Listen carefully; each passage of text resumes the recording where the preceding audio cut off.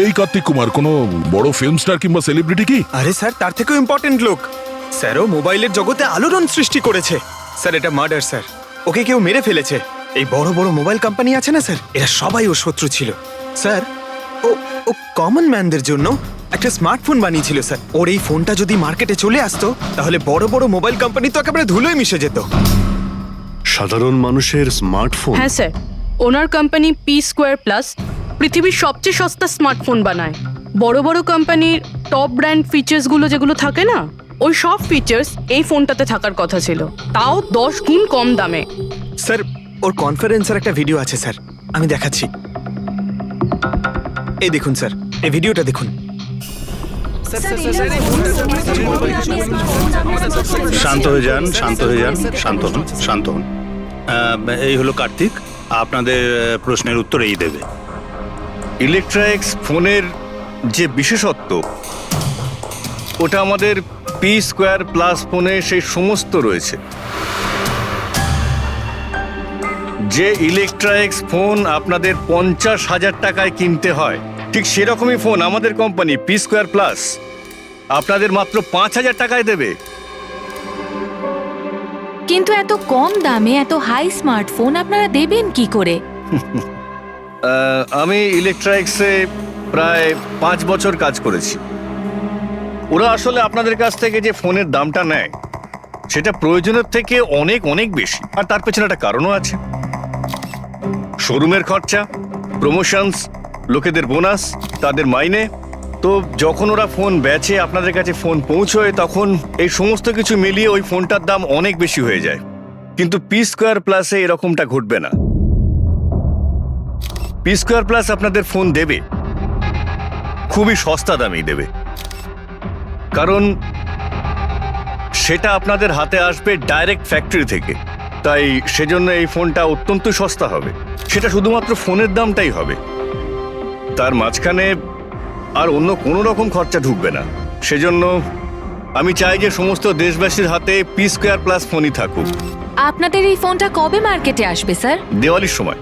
বরং আনন্দের খবর এটাই যে ফোনের বুকিংও শুরু হয়ে গেছে কাল থেকে।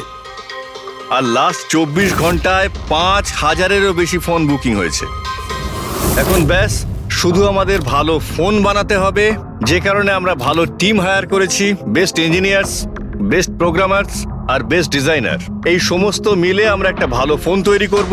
আর পি স্কোয়ার প্লাস আপনাদের হাতে সস্তা এবং সবথেকে ভালো স্মার্টফোন দেবে। সুতরাং বুঝতেই পারছেন যে দামটাও কম পড়বে, আর সমস্ত দেশবাসীর হাতে ভালো ফোন, স্মার্টফোন থাকবে। আর এটার ক্রেডিট ফাইন্যান্সারদেরও প্রাপ্য, যারা আমাদের সঙ্গে জুড়ে রয়েছেন। ইনি হলেন মিস্টার অজিত, মিস্টার ধ্রুব আর মিস্টার জয়দেব। বেশ শর্টেড।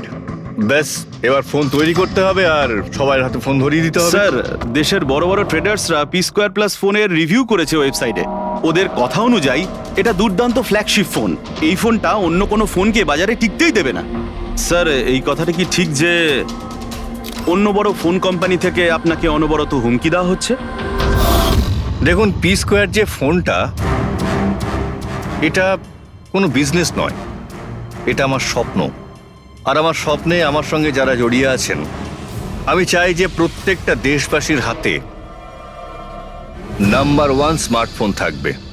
আর তার জন্য যদি আমাকে প্রাণও দিতে হয়, তো তাতে আমি পরোয়া করি না।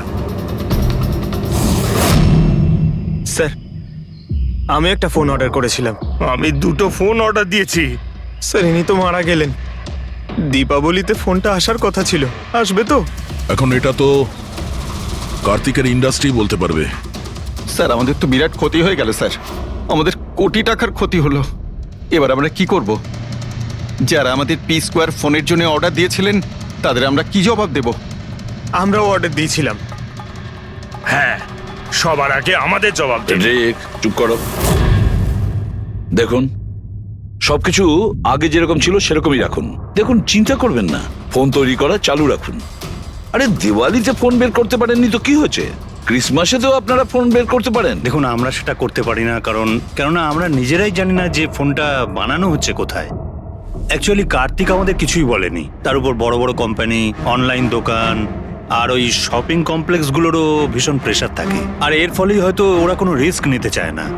আর স্যার ও ভয় পেয়েছিল, এই ফোন অন্য কোনো কোম্পানি না বানিয়ে ফেলে, সেই জন্য এই কথাটাও কাউকে বলেনি, বরং ও ফোনের আলাদা আলাদা পার্ট আলাদা আলাদা কারখানা থেকে বানিয়েছিল। আচ্ছা, ওই যে 10টা ফোন সেটা আপনাদের কাছে আছে তো? আগে না স্যার, ওই ফোনগুলো কার্তিকের কাছে ছিল। আচ্ছা, ওই 10টা ফোন কার্তিকের কাছেই ছিল। কার্তিকের কাছেই ছিল।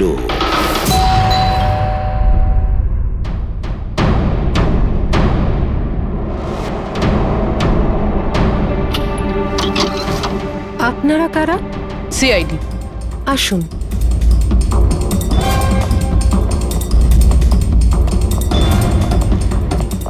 আপনি এখানে কবে থেকে কাজ করছেন? 3 মাস হলো ম্যাডাম। আর আপনার আগে কে কাজ করতো? কেউই কাজ করতো না, কারণ সাহেব তো 3 মাস আগেই এই বাংলোতে এসেছেন। আচ্ছা, আপনার মালিকের স্বভাব কেমন ছিল? কিরকম মানুষ ছিলেন? সাহেব তো খুব ব্যস্ত থাকতেন ম্যাডাম, উনি তো খুব কম আসতেন এই বাড়িতে, সেজন্য আমার কাজও একটু কম ছিল, কিন্তু মাইনে পুরোটাই দিতেন। টাকা সবটাই মিটিয়ে দিতেন সাহেব। হ্যাঁ। ওনার সঙ্গে দেখা করতে এখানে কি কেউ আসতো? না তো, কেউ দেখা করতে আসতো না, উনি তো একাই নিজের ঘরে বসে নিজের কাজ করতে থাকতেন। আচ্ছা, তোমার সাহেবের রুমটা কোথায় যেখানে উনি কাজ করতেন? ওই যে ওপরে একটু সাহেব। রুমটা দেখান। ফ্রেডি, পঙ্কজ, তোমরা নিচটা দেখো কিছু পাওয়া যায় কিনা।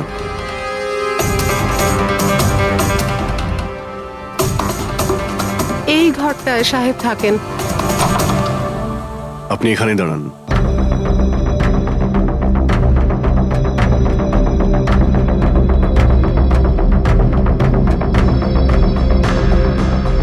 ওর সাহেব নাকি কাজ করতেন। রুমের অবস্থা দেখেছো?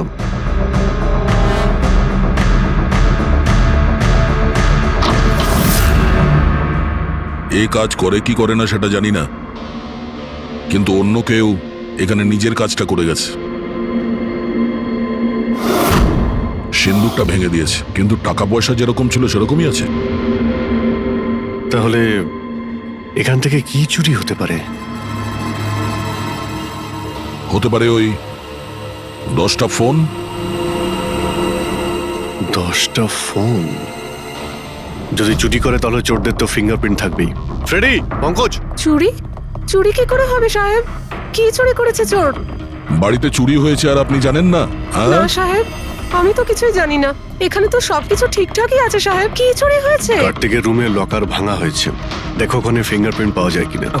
আপনি কি কিছুই জানেন না? সত্যি আমি কিচ্ছু জানি না সাহেব, এটাও তো জানতাম না যে সিন্ধুক আছে ঘরের ভেতর। আমার তো ঘরের ভেতরে যাওয়া নিষেধ ছিল সাহেব, ওই ঘরের সাফাইয়ের কাজ সাহেব বোধহয় নিজেই করতেন, আমি কখনো ভেতরে যাইনি। এই কার্তিক ফোন বানাচ্ছিল, তার মানে কোনো না কোনো কারখানা তো হায়ার করেই ছিল। খোঁজ নিয়ে দেখো তো কারখানার ব্যাপারে। আমি স্যারকে ফোন করছি।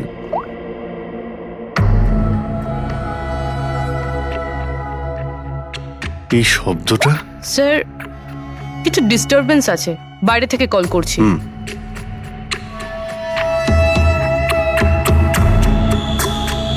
কি হচ্ছে বলো তো দয়া?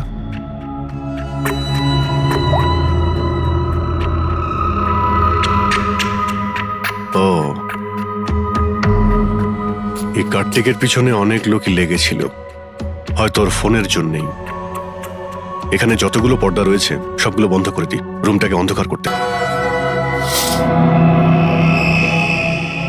স্যার, স্যার, স্যার, এত অন্ধকার করে রেখেছেন কেন? এক্ষুনি জানতে পারা যাবে। ভালো করে শব্দটা শোনার চেষ্টা করো।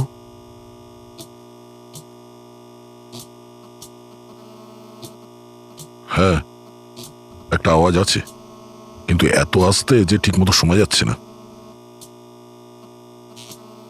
1 মিনিট, মনে হচ্ছে এই ঘরে বাগ আছে। কি বাগ? বাগ? ও আচ্ছা, আরশোলা আর পোকামাকড়ের কথা বলছেন? না না সাহেব, আমি খুব ভালো করে ঝাড়পোছ করি। আমরা ওই সব বাগের কথা বলছি না। এই বাগ হলো যে ছোট ছোট পাওয়ারফুল মাইক্রোফোন, যার দ্বারা ঘরের ভেতরে সমস্ত কথা শোনা যায়। এটা ভালোই হয়েছে যে আমি ফোন করছিলাম, ফোনের স্পিকারে এখানকার ইলেকট্রোম্যাগনেটিক ফিল্ড ধরা পড়েছে, তাই বুঝতে পারলাম এখানে বাগ লাগানো আছে।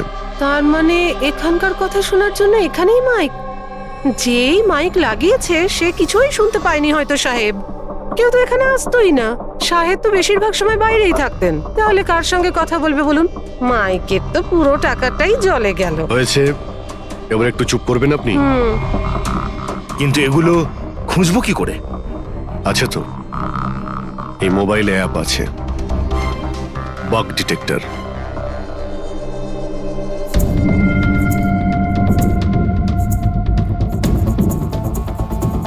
এই রেড লাইটটা দেখতে পাচ্ছ? এখানে বাগ আছে, ভালো করে দেখো তো। মাইক্রোফোন আর এখানে স্মল ক্যামেরাও লাগানো আছে, হয়তো এখানেই রয়েছে।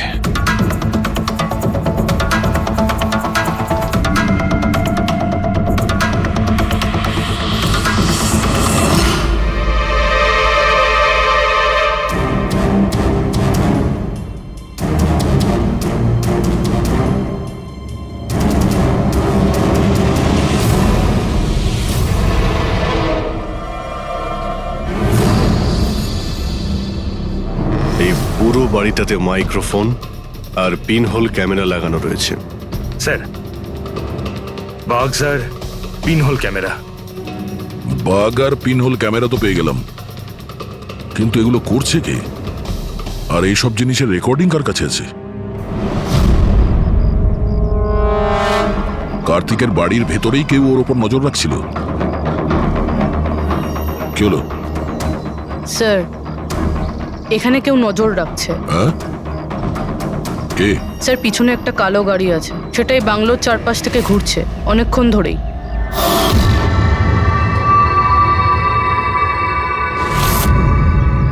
ও কার ওপর নজর রাখছে? আমাদের ওপর নাকি কার্তিকের ওপর? কার্তিক তো মারা গেছে। আমরা গাড়ি নিয়ে বেরোই, দেখি আমাদের পেছনে যাই কিনা। চলো।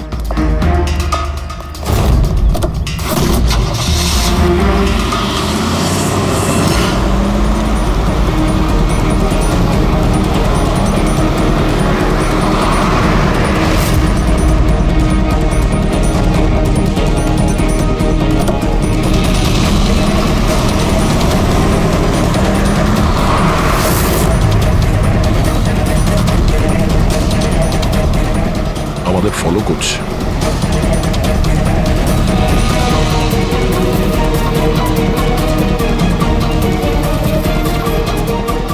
ভাই দয়া, আমার মনে হচ্ছে তো তোমারই পিছু নিয়েছে। দেখা যাক কতদূর পর্যন্ত ফলো করে। পঙ্কজ, ওই লোকটার মুখ দেখেছো? বুঝতে পেরেছো কে গাড়ি চালাচ্ছে? স্যার, মুখ তো দেখতে পাচ্ছি না স্যার। অভিজিৎ, ওর মুখটা দেখতে পাচ্ছি না। কি করব? তুমি ওর পেছনে লেগে থাকো। ওকে।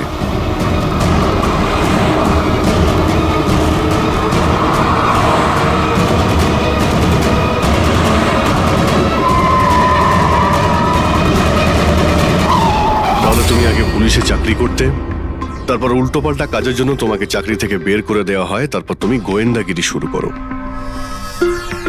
কেন করছিলে কার্তিককে নিয়ে তদন্ত? হ্যাঁ, কেন করতে? হ্যাঁ, দেখো দিগ্বিজয়, খুব ভালো করে কথাটা শোনো। বেআইনি কাজের স্পাইগিরি করার অপরাধে তোমাকে জেলেও ভরে দিতে পারি, জানো? বেআইনি কাজ? হ্যাঁ, বেআইনি কাজ। স্যার, আমার কাছে লাইসেন্স আছে। পুলিশের চাকরি ছাড়ার পর আমি প্রাইভেট ডিটেকটিভ হয়ে গেছি, আর কার্তিকের উপরে খোঁজ খবর নেওয়ার জন্য আমাকে অ্যাসাইনমেন্ট দেওয়া হয়েছিল। কে দিয়েছিল তোমাকে এই অ্যাসাইনমেন্ট? সোজাসুজি উত্তর দাও, নয়তো লাইসেন্স ক্যান্সেল হয়ে যাবে। বলবে না? বলবে না? না, কেস ফাইল করো এর বিরুদ্ধে আর নিয়ে যাও একে। না স্যার, আমি বলছি। তাহলে বলো। আমাকে ওই অ্যাসাইনমেন্ট ইলেকট্রা এক্সফোন্স, ওই কোম্পানির মালিকই আমাকে অ্যাসাইনমেন্ট দিয়েছিল। কার্তিকের ব্যাপারে ছোট ছোট ডিটেলস আমার কাছ থেকে চাইছিল।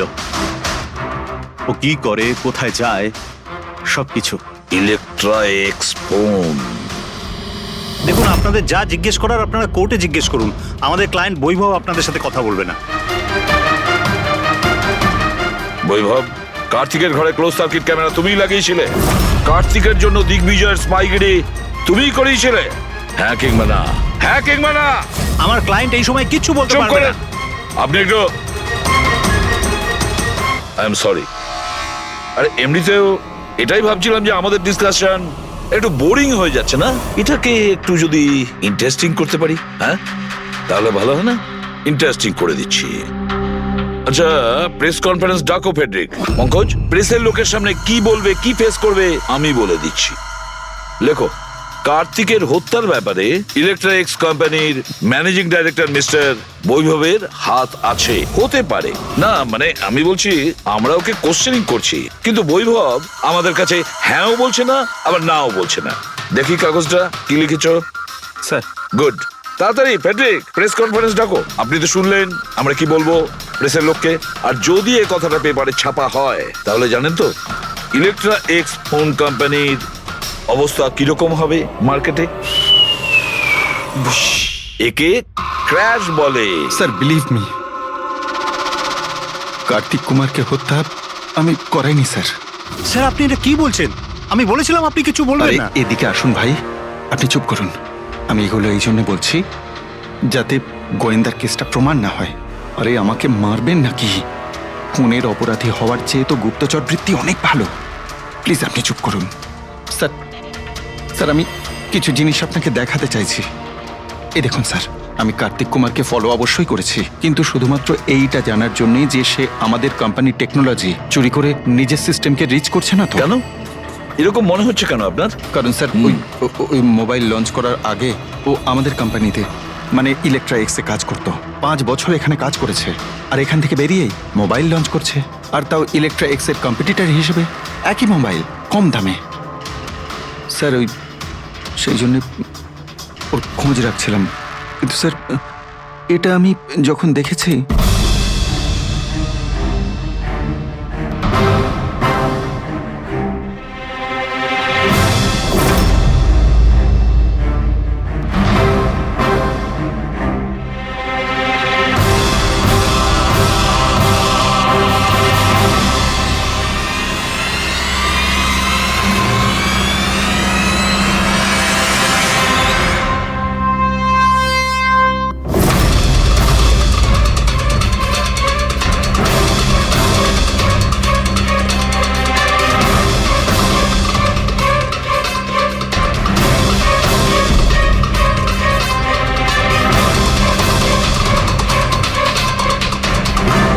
ওই মাস্ক পরা লোকগুলো কারা ছিল, কি কারণে এসেছিল?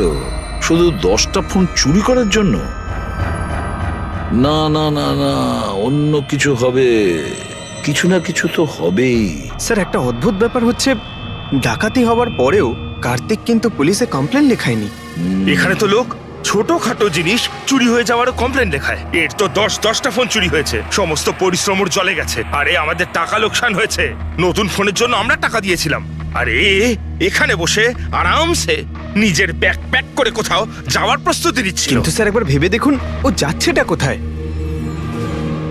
নিশ্চয়ই আপনি জানেন কার্তিক কোথায় গিয়েছিল। স্যার সেটা তো আমি জানি না। আমি আরো কিছু ছবি আপনাকে দেখাচ্ছি, যেগুলো দিগ্বিজয়ের গাড়ির মধ্যে আমি পেয়েছিলাম।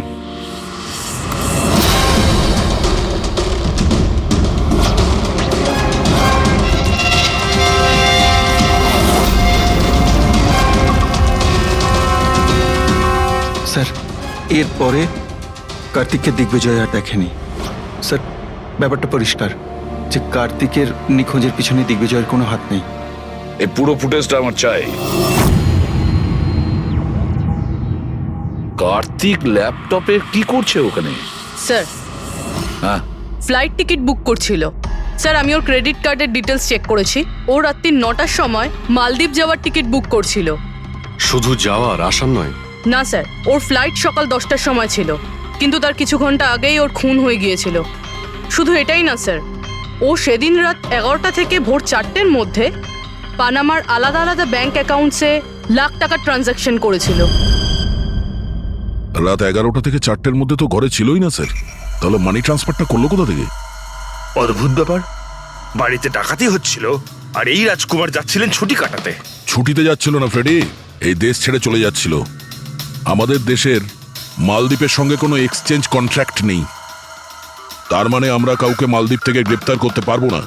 আর সেই কারণে অপরাধী এখানে অপরাধ করে আর মালদ্বীপে চলে যায়। এও ঠিক সেটাই করছিল। এখান থেকে কোটি কোটি টাকা নিয়ে একেবারে পালিয়ে যাচ্ছিল। যেমন কর্ম তেমন ফল, লোকদের কষ্টের টাকা নিয়ে পালাচ্ছিল, অ্যাক্সিডেন্ট হয়ে গেছে। হয়ে গেছে না, করিয়েছে। অ্যাক্সিডেন্ট করিয়েছে বস। তার মানে? মানে হচ্ছে কার্তিকের গাড়ি থেকে আমি এইটা পেয়েছি। এটা কি? এটা হচ্ছে CAN পাস্টিভাইজ। CAN পাস্টিভাইজ? এটা কি ওই সেই হ্যাকিং ডিভাইসটা? একদম ঠিক Abhijit. CAN controller area network. ওই স্মার্ট কারে ইঞ্জিনকে কন্ট্রোল করার জন্য যে ইউনিট হয়, এটা ওটাকে কন্ট্রোল করে নেয় একদম, আর পুরো গাড়ির কন্ট্রোল নিজের কাছে নিয়ে নেয়।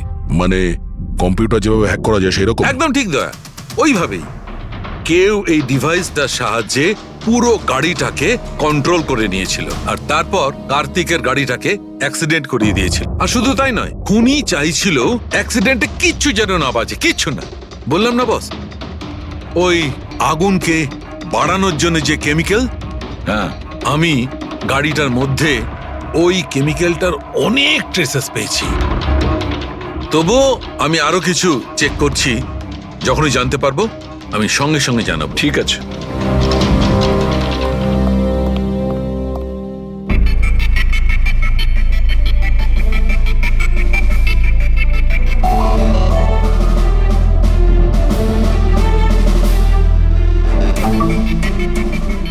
এক মিনিট এই ট্রাকটাকে দেখো, গোলমেলে মনে হচ্ছে এই ট্রাকটা। দিগ্বিজয়ের গাড়িটাকে আটকে দিচ্ছে বারে বারে। এরা কারা?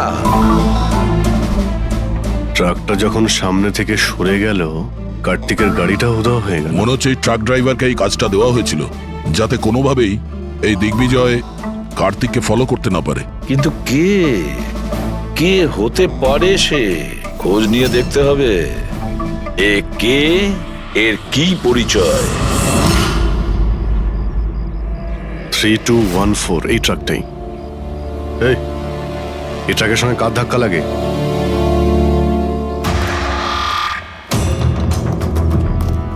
এই ট্রাকটাকে তোমার? হ্যাঁ আমারই। কি হয়েছে? কাল রাত্রে ট্রাক খুব জোরে চালাচ্ছিলে আর একটা কালো গাড়িকে আটকানোর চেষ্টা করছিলে। হ্যাঁ, না তেমন তো কিছু করিনি। দেখ, মিথ্যে কথা বলিস না, নাহলে সোজা ভেতরে যাবি জেলে। স্যার বলছি স্যার, কাল রাতে আমার সঙ্গে দেখা করতে দুটো লোক এসেছিল।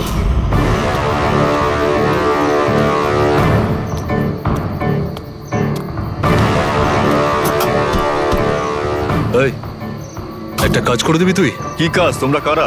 ফ্রিতে নয়, কাজের দাম দিচ্ছি রে। কাজটা কি? একটা কালো গাড়ির রাস্তা আটকাতে হবে। গাড়ির নাম্বারটা দে। এই যে নাম্বার। ঠিক 1 ঘন্টা বাদে জেপি রোডে পৌঁছে যাস। কোনো ঝামেলা নেই তো ওখানে? কোনো ঝামেলা নেই, শুধু কালো গাড়িটাকে আটকাতে হবে, বুঝলি? মুখ তো ঠিক মতো দেখিনি স্যার। ওরা আমাকে টাকা দিল আর গাড়ির নাম্বার দিল, তারপর বললো এই গাড়িটাকে দাঁড় করাতে। এখন দেখুন, এই 2 মিনিটের কাজের জন্য আমি এত টাকা পাচ্ছিলাম স্যার, তাই আমি করেছি কাজটা। ওদের দেখতে কেমন ছিল কিছু মনে আছে? স্যার ওদের দুজনেরই চেহারা বেশ ভালোই ছিল স্যার। আর হ্যাঁ স্যার, যখন আমি কালো গাড়িটাকে আটকালাম না, তো ওরা দুজন ওখানেই ছিল। ওরা দুজন পিস্তল বার করে আর আগের গাড়িটাতে ঢুকে পড়ে। আর তোমার মনে হয় তুমি কোনো অন্যায় কাজ করনি? তোমার জন্য একজন মারা গেছে, বুঝতে পেরেছো তুমি? আমি কি করে জানবো স্যার যে এরকম কিছু একটা ঘটবে? জানতেই যখন পারলি তখন পুলিশে কমপ্লেন করিসনি কেন? আমি ভয় পেয়ে গেছিলাম স্যার। কার্তিকের বাড়িতে 2 জন ডাকাতি করে। দিগ্বিজয়ের গাড়ি আটকানোর জন্য ট্রাকের লোককে টাকা দেয় 2 জনে, আর কার্তিকের গাড়ি বন্দুক দেখিয়ে ডাকাতি করে 2 জনে। এরা 2 জন কারা? কারা এই 2 জন? স্যার, যদি এরা 2 জন কার্তিককে কিডন্যাপ করে আর রাত 11টা থেকে 4টে পর্যন্ত কার্তিক ওদের কাছে থাকে, তার মানেটা স্যার একদম পরিষ্কার। যে বিদেশি অ্যাকাউন্টে টাকাগুলো ট্রান্সফার হয়েছে সেটা কার্তিকের অ্যাকাউন্ট হতেই পারে না। কিন্তু স্যার 5,000 টাকার একটা ফোনের জন্য এত কিছু? স্যার, এই 5,000-এর ফোনেই তো এত বড় গোপন রহস্য লুকিয়ে আছে। এই জন্য তো কার্তিককে নিজের প্রাণটাও দিতে হলো। কার্তিকের মৃত্যুর রহস্য এই মোবাইল ফোনেই আছে। চলো এই মোবাইল আমরা বানাই। তার মানে স্যার কার্তিকের ইনভেস্টর আমাদের বলে যে কার্তিক ডিফারেন্ট স্পেয়ার পার্টস আলাদা আলাদা কোম্পানি থেকে নেয় এই ফোন বানানোর জন্য। স্যার আমরা তো কার্তিকের অ্যাকাউন্ট চেক করেছিলাম স্যার, ওর অ্যাকাউন্ট থেকে 4টে ম্যানুফ্যাকচারিং ইউনিটকে টাকা ট্রান্সফার করা হয়েছে স্যার। ব্যাস, তাহলে চলো যাই আমরা এই 4টে ম্যানুফ্যাকচারিং ইউনিটে আলাদা আলাদা স্পেয়ার পার্টস দিয়ে মোবাইল ফোন বানানোর জন্য।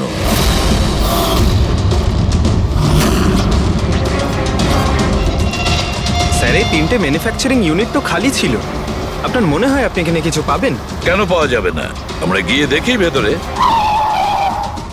হ্যাঁ স্যার, মিস্টার কার্তিক কুমার আমাদেরই ক্লায়েন্ট।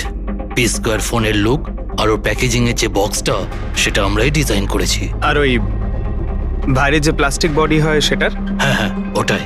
আচ্ছা, ওই যে 5,000 ফোনের যে অর্ডার দেওয়া হয়েছিল আপনাদের, সেগুলো বানিয়েছেন? 5,000? হ্যাঁ। না স্যার, মিস্টার কার্তিক আমাদের 10 পিসের অর্ডার দিয়েছিলেন, আর সে তো আমরা কবে বানিয়ে ডেলিভার করে দিয়েছি। এটাই আমি আশা করেছিলাম, এই ধরনেরই কিছু হবে।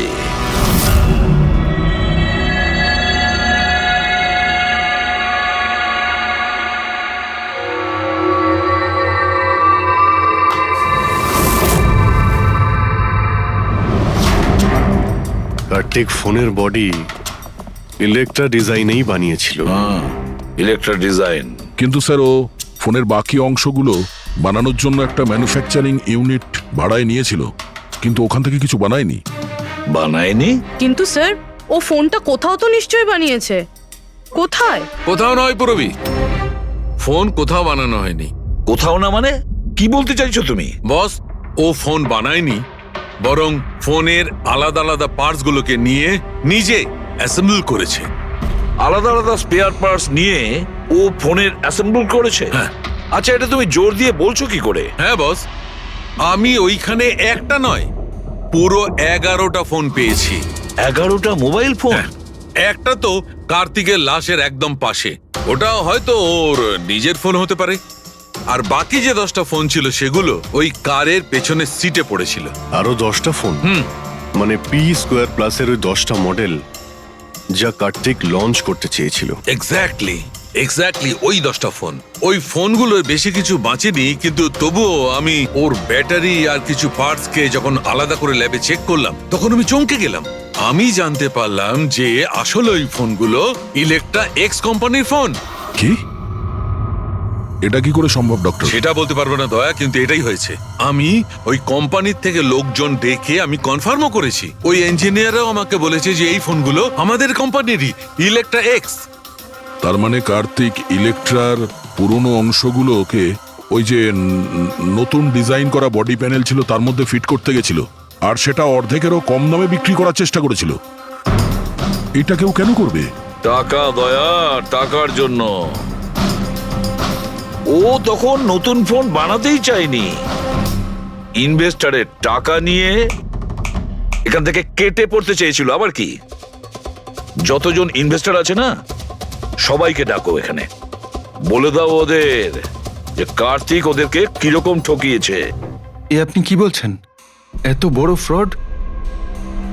আর আমাদের টাকা কার্তিক সেসবের কি করেছে?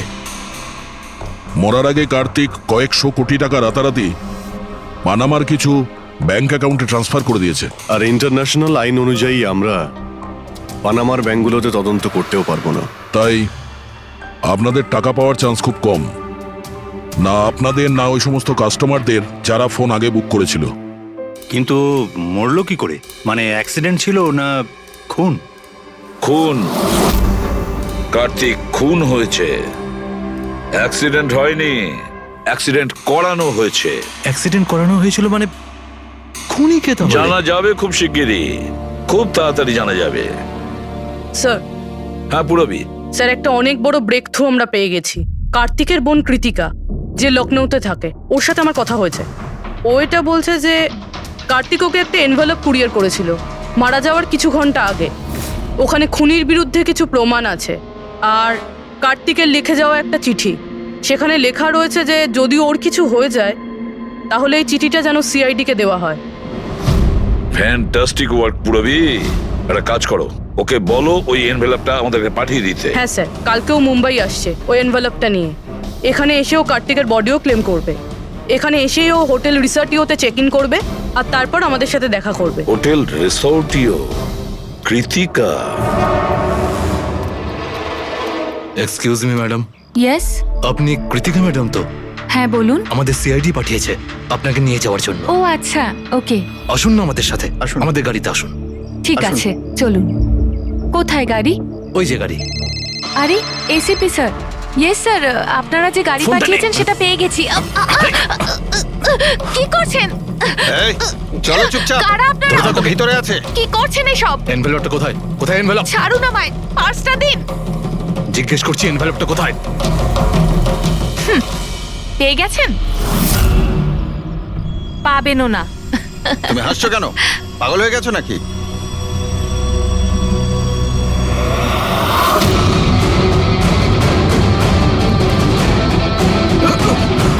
চিঠি চাই? চল চল। থ্যাংক ইউ অফিসার নেহা, এবার আপনি আসতে পারেন। এদের আমরা বুঝে নিচ্ছি। এটা আমার ডিউটি স্যার। অফিসার মীরা? তাহলে কৃতিকা কোথায়? কৃতিকা নামে কার্তিকের কোনো বোন ছিলই না। এই কৃতিকাকে তো আমরা তৈরি করেছি আসল খুনিকে ধরবার জন্য। এই কেসে আমাদের সবাইকেই সন্দেহ ছিল, আর সে ইলেকট্রনিক্স ফোনের লোকেরাই হোক, অনলাইন শপের লোকেরাই হোক বা ইনভেস্টর, ওই ফোনটা পাওয়ার জন্য যে কেউ কার্তিককে খুন করতে পারত। আর যেই জানা গেল যে কার্তিক ফোনটাকে লঞ্চ না করে এখান থেকে পালিয়ে যাচ্ছে তোমাদের সবাইকে বোকা বানিয়ে, তখনই ক্লিয়ার হয়ে গেছিল যে কার্তিকের খুন সেই করতে পারে যার কার্তিকের জন্য অনেক লস হয়েছে। যার মানে হলো ইনভেস্টার্স, যারা সবাই এই প্রজেক্টে নিজেদের টাকা লাগিয়েছিল। কিন্তু আপনারা তিনজন, আপনাদের মধ্যে কে সেটা যে এই খুনটা করেছে এটা জানার জন্যই আমাদের কৃতিকার নাটকটা করতে হয়েছে। এতক্ষণে শুনলেন তো আমাদের গল্পটা, এবার আপনার গল্পটা আমাদের বলুন। লুকোনোর একদম চেষ্টা করবেন না, কারণ আপনার লোকেরা আমাদের সবকিছু বলে দিয়েছে, সবকিছু। এবারে বলুন। স্যার কি বলবো স্যার? 18 বছর বয়স থেকে আমি বিজনেস করছি, আজ পর্যন্ত কখনো লোকসান করিনি। কার্তিক আমার মুখে চুনকালি মেখে দিল। সন্দেহ তো আমার প্রথম থেকেই ছিল ওর উপর। কখনো কিছু বলতোই না মুখ ফুটে, সব কিছু সিক্রেট রাখতো। আর এখানে লঞ্চিং এর দিন এগিয়ে আসছিল আর আমার টেনশন হচ্ছিল, হাই বিপি হয়ে গেছিল। আমি আমার লোকজনকে ওর ঘরে পাঠিয়ে ফোনগুলো চুরি করে নিলাম। তারপর যখন আমি জানতে পারলাম, তুই কি ভেবেছিলি রে? আমার মুখে চুনকালি লাগাবি আর আমাকে ছেড়ে ছোট্ট করে এই শহর ছেড়ে চলে যাবি, আর আমি সেটা তোকে করতে দেবো, তাই না? কোটি টাকার বিজনেস করি আমি, তোকে এখান থেকে আমি যেতে দেবো না। এরকম কিছুই হয়নি। আপনি ভালো করেই জানি আমি তুই কোনো মোবাইল টোবাইল লঞ্চ করবি না। OP2 প্লাসের প্যানেল বানিয়ে আমাদের সবার টাকা আত্মসাৎ করতে চাইছিলি লঞ্চিং এর বাহানায়। এরকম এরকম এরকম কিছুই নয়। আপনি চুপ, একদম চুপ। এবার আমি যেটা বলছি চুপচাপ করবি। আমার পানামার অ্যাকাউন্টে, যেটা আমি খুলে রেখেছি, যেখানে যত টাকা আছে ওখানে ট্রান্সফার কর।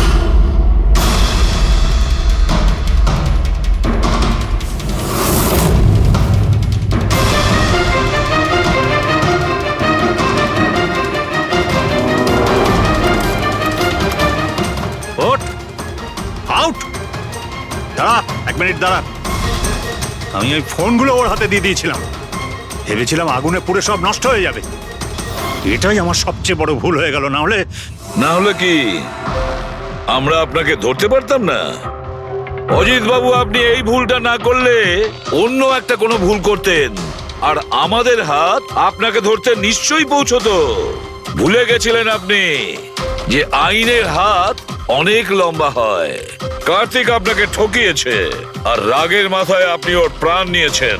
এবার আইন আপনাকে সুযোগ দেবে ভেবে দেখার যে যেটা আপনি করেছেন সেটা ঠিক না ভুল করেছেন। কিন্তু এই সব কিছু জেলের গড়াদের পিছনে হবে, হয়তো যাবজ্জীবন।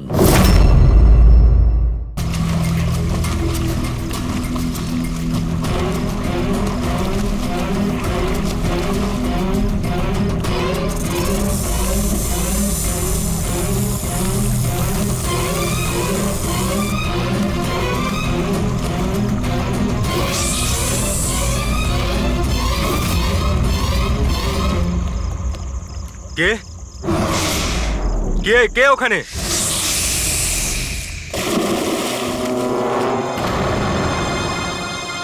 আরে কোথায় উধাও হয়ে গেল?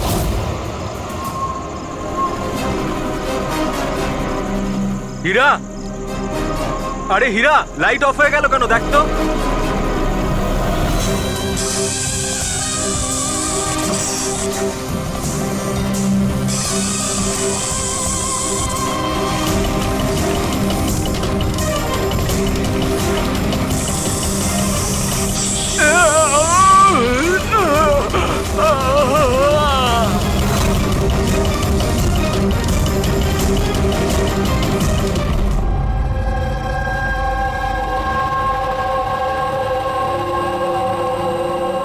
কি হচ্ছে এখানে?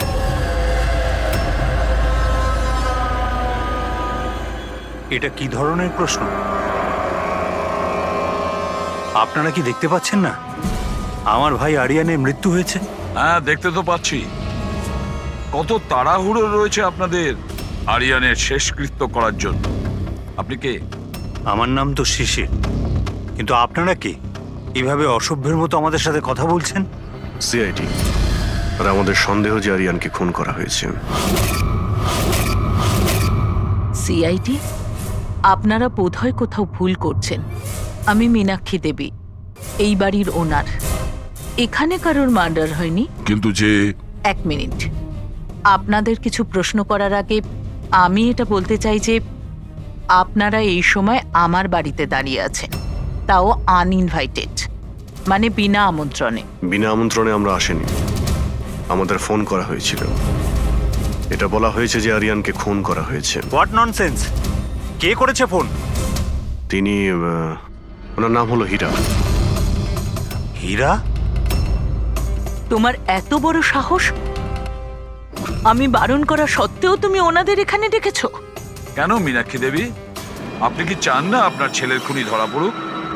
এরকম আবার হয়নি তো যে আপনাদেরই কোনো আপনজন সেই এই খুনটা করেছে আর আপনি তাকে আড়াল করতে চাইছেন? ব্যাস, আমি আমার পরিবারের উপর এই জঘন্য দোষারোপ সহ্য করব না। তাহলে কি কারণ ছিল সিআইডি কে না কল করার? কারণ এটাই যে যে আমি যদি আপনাদের বলি যে আমার ছেলে আরিয়ানকে খুন কে করেছে, আপনারা সেটা বিশ্বাস করতেন না আর ধরতেও পারতেন না তাকে। মীনাক্ষী দেবী, পৃথিবীতে এমন কোনো খুনি নেই যাকে আমরা ধরতে পারি না। নাম বলুন। নামই তো নেই ওর। আমার ছেলের খুন একটা সাপের আত্মা করেছে। কি বলছেন? কি? সাপের আত্মা? হ্যাঁ, ওই সাপটা মরার পর আমার ছেলের ওপর বদলা নিচ্ছে ভূত হয়ে। বিশ্বাস করছেন না তো আমার কথা? তাহলে দেখুন, আমার ছেলের গলায় সাপের ছোবলের চিহ্ন আছে।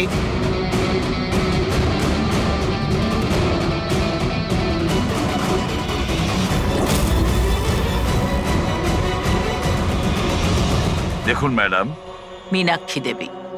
সরি, মীনাক্ষী দেবী, সিআইডি সাক্ষী, প্রমাণ আর সূত্রের ওপর নির্ভর করে। ভূত প্রেতের গল্প বিশ্বাস করে না। স্যার, আসলে আমরা এখানে সুইমিং পুল খুঁড়তে গিয়ে সাপের বাসা পেয়েছিলাম। আরিয়ান তার উপর কেরোসিন তেল ঢেলে জ্বালিয়ে দিয়েছিল।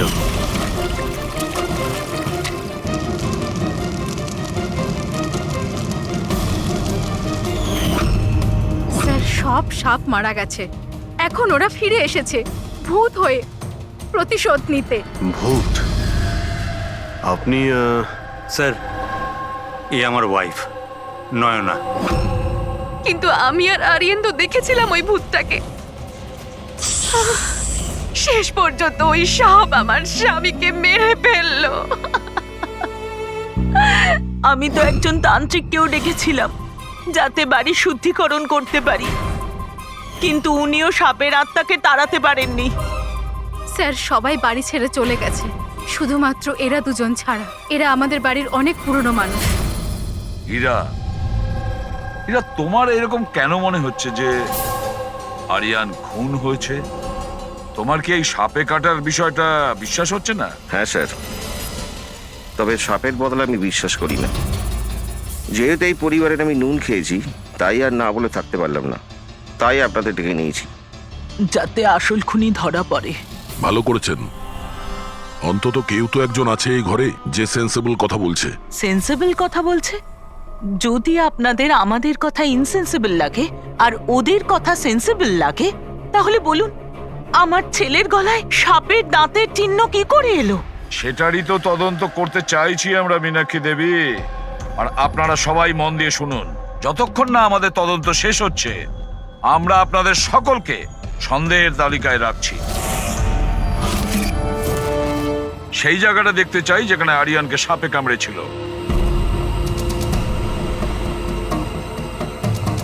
স্যার, রাত্রিবেলা ওর সুইমিং করা ভীষণ পছন্দ ছিল। আরিয়ান এখানে রাত্রে সুইমিং করতে এসেছিল, আর ওর মৃত্যুর খবর আপনারা পেলেন সকালে। আপনাদের কি জ্ঞান ছিল না? আমরা সবাই একটা হসপিটালের ওপেনিং এর জন্য দিল্লি গিয়েছিলাম, আজ সকালেই ফিরেছি। একটা মিটিং এর কারণে ও আমাদের সাথে যেতে পারেনি। তার মানে আপনি বলতে চাইছেন আরিয়ান বাড়িতে একা ছিল আর কাজের লোকেরা বাড়িতেই ছিল? হ্যাঁ স্যার, ছোটবাবু আমাকে 10টায় ছুটি দিয়ে দিয়েছে। আমি আমার ঘরে শুতে চলে গিয়েছিলাম। বাংলোর ওইদিকে? হ্যাঁ। মানে আরিয়ান যদি এখান থেকে সাহায্যের জন্য আওয়াজ দিয়ে থাকে বা চিৎকারও করে থাকে, কেউ শুনতেই পায়নি। আরে হীরা, লাইট কেন অফ হয়ে গেল রে? আচ্ছা হীরা, আরিয়ানকে সকালবেলা তুমি কটার সময় দেখেছিলে? সকাল 6টার সময়, যখন আমি ওনাকে চা দিতে গিয়েছিলাম।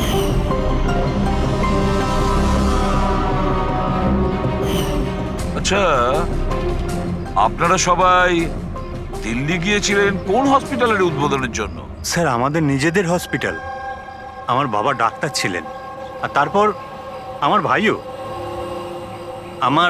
আমার ওয়াইফও ডক্টর। স্যার, আমার ছেলে সচিন আর আরিয়ানের মেয়ে বিনীতা, এই দুজনও একসাথে মেডিকেল পড়ছে বস্টনে। অ্যামেজিং, আশ্চর্য ব্যাপার। বাড়ির সবাই ডাক্তার, অথচ এতটা অন্ধবিশ্বাস। স্যার। হ্যাঁ হ্যাঁ অভিজিৎ। স্যার, এখানে তো সাপের গর্ত রয়েছে। হ্যাঁ, এর ভেতরে সাপ থাকতে পারে। আসলে সাপ পিঁপড়ে আর পোকাদের ঘরের মধ্যেই নিজেদের ঘর বানিয়ে থাকে। এমনটা নয় তো যে আরিয়ানকে সাপেই কামড়েছে আর এই সাপের আত্মার কথা এনারা বলছেন? সেটাই হতে পারে অভিজিৎ। স্যার, আরিয়ানকে সাপ সুইমিং পুলে কামড়েছিল, তাহলে হতে পারে সাপের চামড়া, লালা কিংবা সাপের বিষ সুইমিং পুলে জলের মধ্যে পাওয়া যেতে পারে। একটা কাজ করি আমরা, এই সুইমিং পুলের জলের স্যাম্পলটা নিয়ে নিই, ফরেন্সিক ল্যাবে পাঠিয়ে দাও।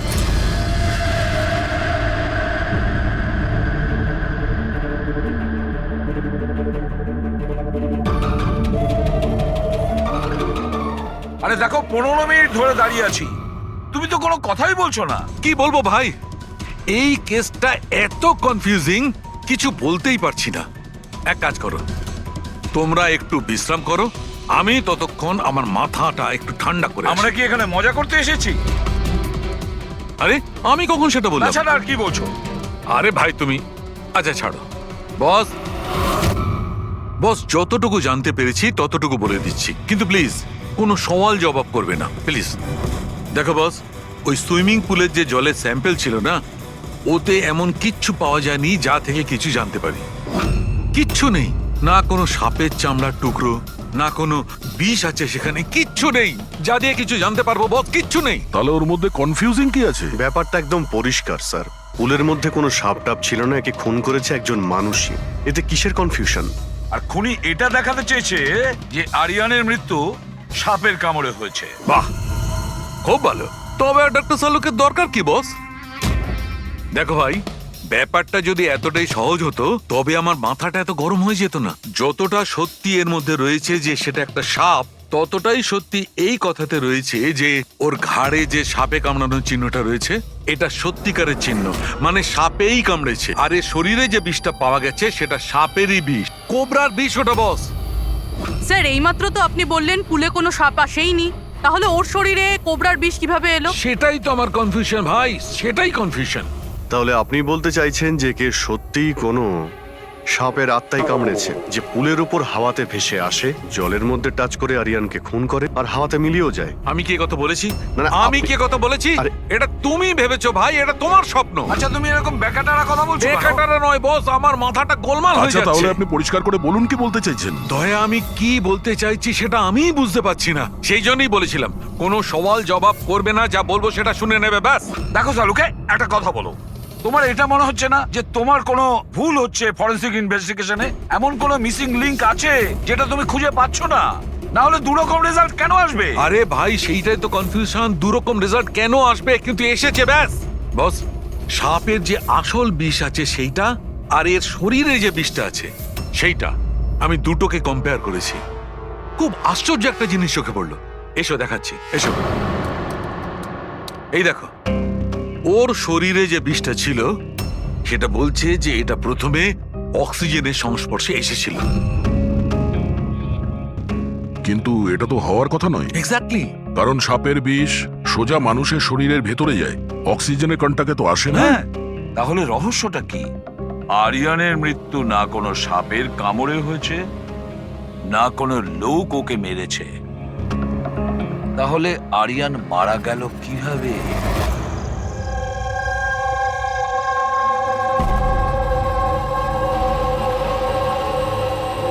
বাবা, হ্যাঁ বাবা, ওই বাকি যে কাজগুলো আছে সেগুলো কালকে করে দেব।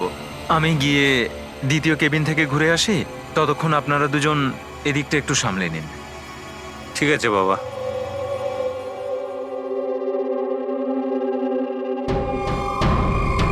স্যার এই এক্সট্রাটা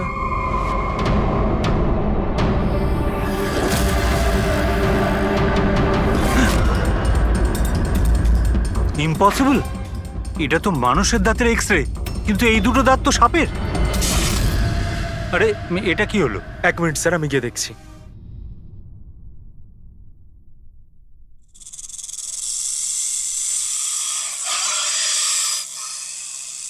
আরে এই আওয়াজটা কোত্থেকে আসছে?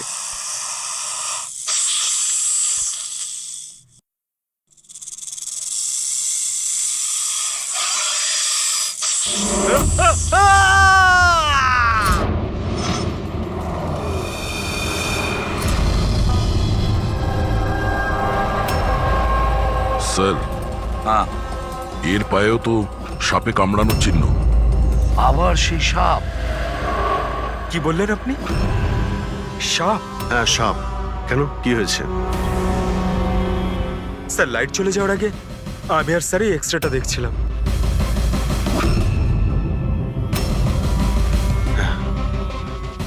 এক্সরেতে তো মানুষের দাঁতের সঙ্গে সঙ্গে সাপের দাঁতও দেখতে পাচ্ছি।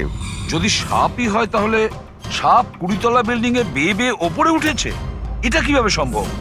আপনাকে তো বলেছিলাম সাপেরই আত্মা ওটা, কিন্তু আপনারা তো বিশ্বাস করতে চাইছেন না আমার কথা। স্যার এই এক্সরেটা নকলও হতে পারে, এসব প্রস্থেটিকের দাঁতও হতে পারে। তোমার বাবা রুমের মধ্যে কি একা ছিল যখন চিৎকার শুনতে পেয়েছিল? হ্যাঁ স্যার। আর কেউ কি রুম থেকে বাইরে বের হয়েছিল? না স্যার। তাহলে খুনি কোনো অন্য রাস্তা দিয়ে এই রুম থেকে বাইরে গিয়েছিল? কিন্তু স্যার এখানে তো আর অন্য কোনো রাস্তা নেই বাইরে যাওয়ার। নেই কি বলছো? নিশ্চয়ই কোনো রাস্তা আছে, কোনো গোপন পথ। স্যার, হ্যাঁ দয়। স্যার এই দেখুন, দেওয়ালে গর্ত আছে। খুনি তো নয়, কিন্তু সাপ এই গর্ত দিয়ে সহজেই আসতে পারে এই রুমে। তাহলে এই গর্তটা কোথাও তো গিয়ে মিশেছে। কি আছে এই রুমটার পাশে? স্যার এই রুমের পাশে আরো একটা রুম আছে। পঙ্কজ, ওই স্প্রেটা একটু নিয়ে এসো তো, যেটা সালুকে বানিয়েছে স্নেকস লাইনের জন্য, যেটাতে কালার চেঞ্জ করে দেয় যদি স্নেক থাকে।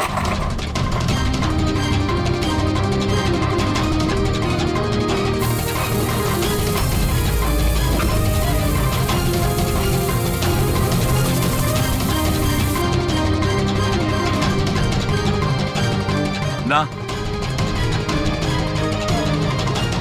এর থেকে এটাই পরিষ্কার যে কোনো সাপ এই রুমে ঢোকেনি। স্যার পাশের রুম চেক করে দেখলাম ওখানে তো কোনো গর্তই নেই স্যার। তার মানে স্যার এনার মৃত্যু সাপের কামড়ে হয়নি স্যার। স্যার এই রাহুল আর সচিনও বলল যে ওরা বাইরের কাউকে যেতে দেখেনি, তাহলে এই খুনটা করলো কে? ডেফিনেটলি সাপের কাজ নয় এটা। অভিজিৎ, মানছি তুমি একজন খুব সিনসিয়ার অফিসার, থ্যাংক ইউ। অনেক দেরিতে আপনি জানতে পারলেন। কিন্তু এবারে তোমার আন্দাজটা ভুল বেরিয়েছে। তো লজ্জায় ফেলে দিল একেবারে। কি ভুল আন্দাজ করেছি? হ্যাঁ, কি ভুল? সেটা এই যে এই শিশিরের মৃত্যুও সাপের কামড়েই হয়েছে। আমরাও শরীর থেকে বিষ পেয়েছি সাপের। এটা কি করে সম্ভব? ক্রাইম সিনে তো কোনো সাপ টাপ ছিল না। হ্যাঁ, না সাপ না কোনো মানুষ। শিশির তো রুমে একাই ছিল। সাক্ষীরা সবাই বলল যখন চিৎকার শুনেছিল তারপর ওই রুম থেকে কেউ বেরিয়েও আসেনি। সেই কেসের জট তো ক্রমশ পাকিয়েই যাচ্ছে। না সাপ করেছে না কোনো মানুষ করেছে, তাহলে এই খুন করছে কে? এক্স-রে। এর উত্তর ওই এক্স-রে দেবে যেটা আমরা ক্রাইম সিনে পেয়েছিলাম। একদম ঠিক কথা বলেছো ভাই। আর এই এক্স রেটাতে জবাব দিয়ে দিয়েছে ভাই। আর জবাবটা হচ্ছে এই এক্স রেটা নকল নয়, আসল। স্যার, তাহলে আপনি বলতে চাইছেন যে এই লোকটার দাঁতগুলো? দাঁত, আর এই দাঁতগুলো সাপের দাঁত। তার মানে ডক্টর সালুকা, আপনি এটা বলতে চাইছেন যে অরিজিনাল মানুষের দাঁত যেটা সাপের দাঁতের মতো? না, আমি কিন্তু তা বলিনি। দেখুন স্যার, আপনি যা বলছেন তাতে আমাদের কিছুই মাথায় ঢুকছে না এই কেসে। ঠিক আছে, আমি মেনে নিলাম যে এমন একজন মানুষ আছে যার দাঁত সাপের মতো। তাহলে স্যার ওই রুম থেকে সেই লোকটা গেল কোথায়? ওখানে শুধু একটা গর্ত ছিল, মানে গর্ত দিয়ে লোকটা উধাও হয়ে গেল। আরে তোমার যা মনে আসছে বলছো। আমি এটা কখন বললাম যেটা তুমি বলছো? তাহলে আপনি কি বলতে চাইছেন? কিছু একটা তো বলুন যাতে আমরা এই কেসটা এগোতে পারি। দেখো ভাই, আমি শুধু সত্যিটাই বলতে পারি। আর সত্যিটা এই হচ্ছে বস, যে এই যে এক্স-রেতে দাঁতগুলো আছে এগুলো কিন্তু সাপেরই দাঁত।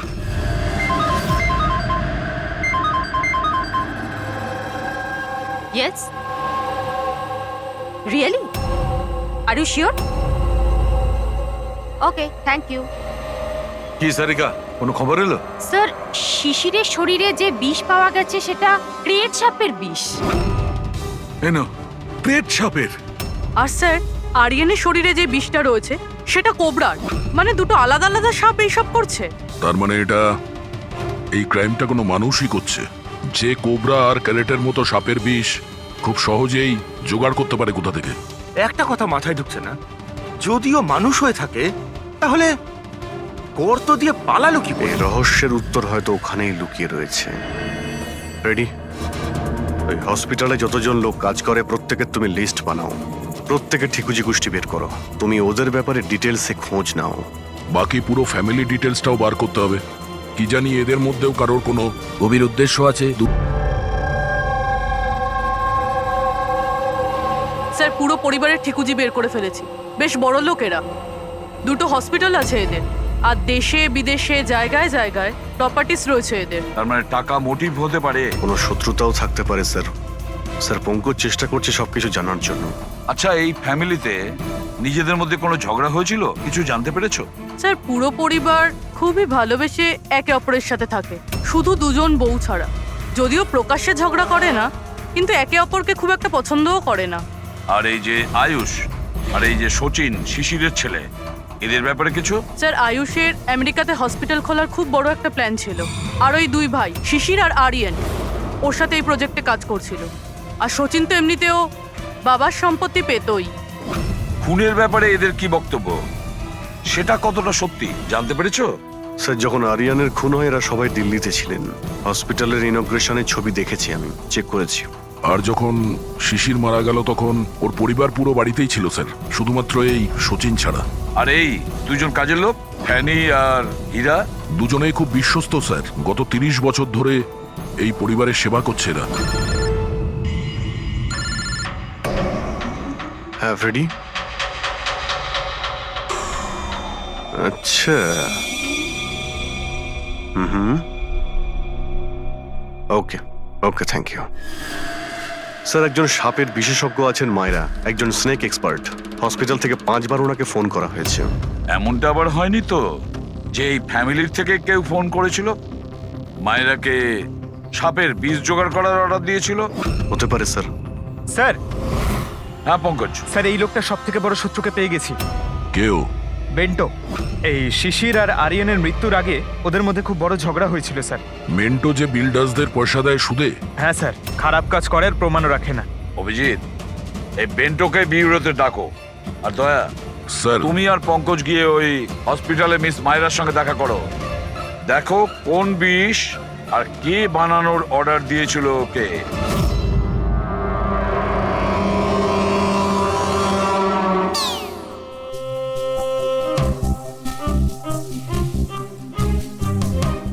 স্যার স্যার আমি একটু যাচ্ছি, হ্যাঁ আপনি একটু সামলে নেবেন, আমি যাচ্ছি স্যার। এক মিনিট বসো।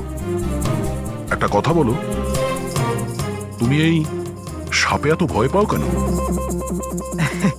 ভয় পাই না স্যার, এই দেখুন না আমার পাশেই তো বসে রয়েছে, দেখুন আমি ভয় পাই না, ওই একটু আর কি শরীরটা কেমন করে ওঠে, দম বন্ধ হয়ে যায়। হ্যাঁ বলুন। হ্যাঁ, আমি আপনাদের কিভাবে হেল্প করতে পারি? মায়রা দেবী, ইয়েস। আমরা সিআইডি থেকে আসছি। Have a seat. মায়রা দেবী, একটা কেসের ব্যাপারে কিছু জিজ্ঞাসাবাদ করতে এসছি আপনাকে। দুটো খুন হয়ে গেছে। ও মাই গড, কিন্তু আমি কিভাবে হেল্প করতে পারি? 2 সপ্তাহ আগে RM হসপিটাল থেকে 5 বার ফোন এসেছিল আপনার কাছে। হ্যাঁ এসেছিল, কিন্তু তার সাথে এই কেসের কি সম্পর্ক? এই 2 লোক যে খুন হয়েছে তাদের ওই RM হসপিটালের সঙ্গে সম্পর্ক আছে। ও, এই দুজনের খুন সাপের বিষে হয়েছে। আর ওই খুনটা সাপে কামড়ানোর জন্য হয়নি, কোনো মানুষ ওই বিষ খুনিকে দিয়েছে, ওই মার্ডার করে। আপনারা আমাকে সন্দেহ করছেন? আপনাদের মনে হচ্ছে খুনিকে সাহায্য আমি করেছি বিষ সাপ্লাই করে? হ্যাঁ, এরকমই কিছু। এটা বলুন যে হসপিটাল থেকে ওই ফোন কলটা আপনাকে কে করেছিল? শিশির আর আরিয়ান। শিশির আর আরিয়ান? এদের দুজনেরই তো খুন হয়েছে। কেন ফোন কেন করেছিল এরা? ওনারা শুধু আমাকে কলই করেননি, আমার সাথে দেখা করতেও এসেছিলেন। আর বিষ কেনার জন্য নয়, বরং বিষের ওষুধ অ্যান্টিডোট নেওয়ার জন্য। অ্যান্টিডোট? খুব অদ্ভুত কাহিনী শুনিয়েছিল। বলছিল যে কোনো সাপের আত্মা ওনাদের উপরে প্রতিশোধ নিতে চায় অ্যান্ড ওনাদের এই বিষের ওষুধ চাই। তারপরে কি? ওনাদেরকে বললাম যে আমি এসব গল্পে বিশ্বাস করি না। আপনি ওদেরকে ওই অ্যান্টিডোট দিয়েছিলেন কিনা? অ্যান্টিডোট কোথা থেকে দিতাম? ওনারা কিছু এমন অ্যান্টিডোট চাইছিলেন যেটা প্রত্যেকটা সাপের বিষের বিরুদ্ধে কাজ করতে পারে। এরকম কোনো অ্যান্টিডোট হয়ই না। আলাদা আলাদা বিষের জন্য আলাদা আলাদা অ্যান্টিডোট। ওরা দুজনে এখান থেকে খালি হাতে গেছে? হ্যাঁ, অ্যান্ড আই এম সরি, আপনাদেরকেও খালি হাতে যেতে হবে, বিকজ আমার এই কেসের সাথে কোনো সম্পর্ক নেই। Myra madam, just for my general knowledge, যদি কাউকে সাপে কামড়ায় তাহলে তার কি করা উচিত? যদি কাউকে সাপে কামড়ায় তাহলে সবার আগে প্যানিক একদমই করা চলবে না। ডক্টরকে ডাকুন, কিন্তু ডক্টরের আসা অবধি যে পার্টে সাপে কামড়েছে সেটাকে কম্প্রেস করুন। কোনো কাপড় দিয়ে বেঁধে নিন যাতে সেই বিষাক্ত বিষ আপনার পুরো হাতে ছড়িয়ে না পড়ে। ওকে, থ্যাংক ইউ ভেরি মাচ। যাওয়া যাক স্যার। চলো, তারপর দেখি এসিপি স্যার মেন্টর থেকে কি জানতে পারলেন। হ্যাঁ, এই কথাটা সত্যি যে আমার ওই দুজনের সাথেই ঝগড়া হয়েছিল, কিন্তু এই অপবাদটা আপনারা ভুল দিচ্ছেন যে আমি ওদেরকে খুন করেছি। তাহলে খুনটা কে করেছে? আমি কি করে জানবো স্যার? আর রইল ওদের খুন, যদি ওদেরকে আমার মারতেই হতো তাহলে এই সাপ বিছের খেলা খেলতাম না। আমি সোজা নিজের বন্দুকটা নিতাম। আর দেখুন স্যার, আপনি জানেন যে আমি আইনকে কতটা সম্মান দিই। হ্যাঁ, আমরা জানি যে তুমি আইনকে কতটা সম্মান করো। এটা বলো, আরিয়ানা শিশিরের সঙ্গে তোমার কি নিয়ে ঝামেলা হয়েছিল? স্যার, আমি ওদের গোয়ার জমিটা কিনেছিলাম, আর ওই প্রপার্টির পেপারের উপরে ওরা সাইনও করেছিল। তো স্যার, হঠাৎ ওরা ঘুরে যায় আর আমাকে ফ্রড বলতে শুরু করে, আর বলে যে ওরা নাকি কোনো পেপারের উপরে সাইনই করেনি। আপনাদেরকে প্রমাণ দেওয়ার জন্য আমি সেই প্রপার্টির পেপারগুলো নিয়ে এসেছি। এই নিন, ইচ্ছে হলে চেক করে দেখতে পারেন। দেখুন এসিপি স্যার, আমিও কিন্তু 2 নম্বরই কাজ করি, কিন্তু ততটাই যতটা বাকিরা করে। কিন্তু আপনি আমার কথা বিশ্বাস করুন, আমি এই ডিলটা পুরো সততার সাথে করেছি। চাইলে ওদের অ্যাকাউন্ট ডিটেলসটাও চেক করতে পারেন। আমি ওদের 15 কোটি টাকা হোয়াইট মানি আর 35 কোটি টাকা ক্যাশে দিয়েছিলাম। কার অ্যাকাউন্টে? মীনাক্ষী দেবীর অ্যাকাউন্টে।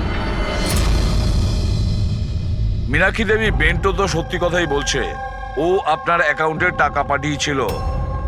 অনেক জায়গায় পয়সা খাটিয়েছি, এতগুলো শেয়ারস আছে, সবকিছু আমার মনে থাকার কথা নয়। আপনি মনে না রাখতে পারেন, কিন্তু কেউ তো নিশ্চয়ই আছে যে ওগুলোর খেয়াল রাখে। সমস্ত অ্যাকাউন্ট, সমস্ত কিছু দেখাশোনা করার জন্য এজেন্ট হায়ার করতে হয় আমাদের। আচ্ছা, তো এই ডিডের এজেন্ট কে ছিল? এই প্রপার্টির ডিডে আপনার ছেলে যুক্ত ছিল। আমি এটা বুঝতে পারছি না যে এই সব কিছুর সঙ্গে আমার ছেলেদের খুনের কি সম্পর্ক। মীনাক্ষী দেবী, আপনার দুটো ছেলে সাপের কামড়ে তারা মারা যায়নি, কোনো লোক ওদেরকে মেরেছে। কোনো এমন লোক যার কাছে গভীর উদ্দেশ্য ছিল আপনার দুই ছেলেকে মারার জন্য। এরকমটা কি করতে পারে? যার সঙ্গে এই ডিডের কোনো সম্পর্ক ছিল, সেই জন্য তো আমি আপনাকে জিজ্ঞাসা করছি যে এজেন্ট কে ছিল এই ডিডের। অনেক হয়েছে। এক তো ওই সাপগুলো আমার দুটো ছেলেকে ছিনিয়ে নিয়েছে, আর আপনারা সিআইডিরা এই কেসটাকে অন্যদিকে ঘোরানোর চেষ্টা করছেন। আপনারা মানছেন না কেন যে এই খুন দুটো সাপেরাই করেছে? ব্যাস ব্যাস, অনেক হয়েছে। আপনারা প্লিজ এখান থেকে চলে যান। দেখুন, আমাদের কাছে আমাদের পরিবারের থেকে বড় আর কিছুই নয়, না টাকা পয়সা না সম্পত্তি। আরে আপনি কি আমার মায়ের অবস্থা দেখছেন না? না শুতে পারছেন না খেতে পারছেন। সারাদিন উনি ভগবানের কাছে এটাই প্রার্থনা করেন যে ওনাকে যেন ওনার ছেলেদের কাছে ডেকে নেওয়া হয়। আয়ুষ,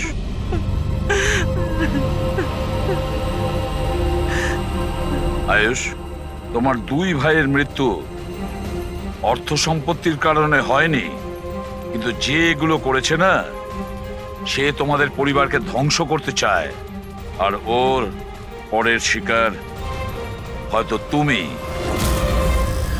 স্যার, সত্যি কি আমার জীবন বিপদের মধ্যে রয়েছে? হ্যাঁ, কিন্তু ভয় পাবে না, এবার আমরা তোমার সঙ্গে রয়েছি ওই সাপের সাথে মোকাবিলা করার জন্য। তোমার দুই দাদার উপরে আক্রমণ রাতে হয়েছিল, তাহলে হয়তো তোমার উপরে আক্রমণ রাতেই হবে।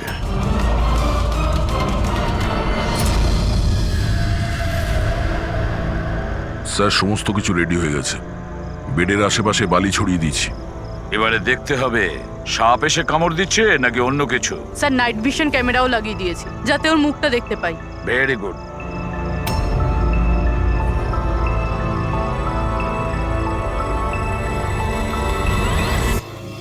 স্যার, স্যার এই দেখুন, কিছু যেন নড়াচড়া করছে। হ্যাঁ, মাই গড, অ্যাটাক হচ্ছে। লেটস গো।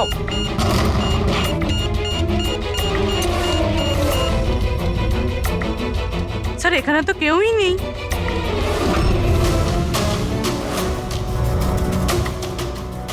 শুধুমাত্র এটা ছাড়া সাপে কামড়ার উদ্যোগ। মাই গড। দেখো ভাই, আমি জানি যে তোমরা কি বলতে চাইছো, কিন্তু প্লিজ আগে আমার কথা শোনো। বস, এইবারে কিন্তু সাপ ছিল না। আর স্যার, যে বালি আপনারা ওখানে ফেলেছিলেন সেখান থেকেও সাপের সঙ্গে রিলেটেড কিছু পাওয়া যায়নি। আর ফুটেজ তো ক্লিয়ার নয়, কি করে বুঝবো সাপ কিনা? হ্যাঁ, কিন্তু ওই পুতুলে যে বিষ পাওয়া গেছে সেটা কোবরার বিষ, আর কামড়েছেও সেটা সাপের মতোই। কামড়েছে সাপের মতো, বিষটা কোবরার, দাঁতের দাগটাও সাপের। এ সাপ নয় তো কি? প্লিজ তালুকে, এবার এটা বলো না যে তুমি কিছু জানো না। দেখো, তৃতীয় খুন হতে হতে বেঁচে গেল, আর ফরেনসিক ডিপার্টমেন্ট কোনো সাহায্য করবে না।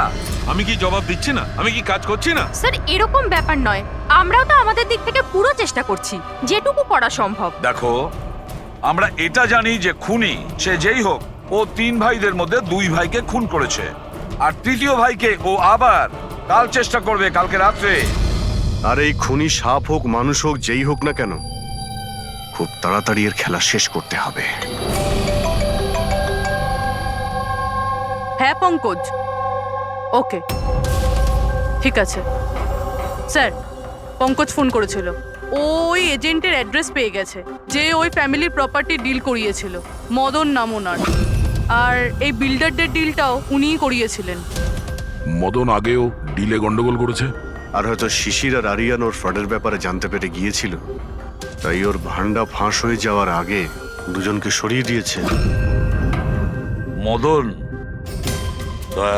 স্যার, এই মদনের বাড়িতে যাও, ঘুম থেকে তোলো ওকে, ঘুম ছুটিয়ে দাও ওর জীবন থেকে। আরে কে রে? আরে মাথাটা ঠিক আছে, এতবার বেল বাজাচ্ছ? হ্যাঁ, অদ্ভুত তো, এতবার বেল বাজাচ্ছ কেন? তোমার গ্রেফতারের সময় হয়ে গেছে। সিআইডি 420 করার ফল জেলে গিয়ে ভুগিস। মেন্টু সবকিছু বলে দিয়েছে আমাদের। কি বললেন? এই এই এই দাঁড়া বলছি। মদন, দরজা খোলো। এখানে লুকিয়ে থেকে কোনো লাভ নেই। আরে চলে যান এখান থেকে। আমি কিচ্ছু করিনি। শিশির আর আরিয়ানের খুন করেছো তুমি। দরজা খোল। আমি কাউকে খুন করিনি। লাইট সব কেন? ও চেঁচাচ্ছে কেন? আবার আত্মহত্যা করছে না তো? সরে যাও। মদন, কি হলো? হলো সাপ আছে এই ঘরেই।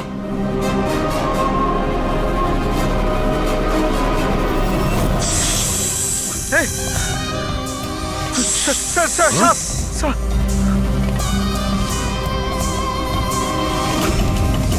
এ কে? এই সাপের মতো দাঁতের লোক? এই সমস্ত অপরাধ কি এই করছে? অর্ধেক মানুষ অর্ধেক সাপ। স্যার এ কিরকম ক্রিচার? না পঙ্কজ, এটা মানুষই। তাড়াতাড়ি বাইরে যাও, ধরো ওকে। এই দাও এটা। নড়াচড়া করো না। এই বিষটা তোমার হার্টে যেন না পৌঁছয়।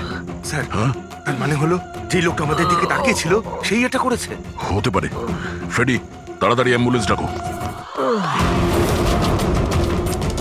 দেখো এখানে আশেপাশে কোথাও লাইটের সুইচ আছে কিনা।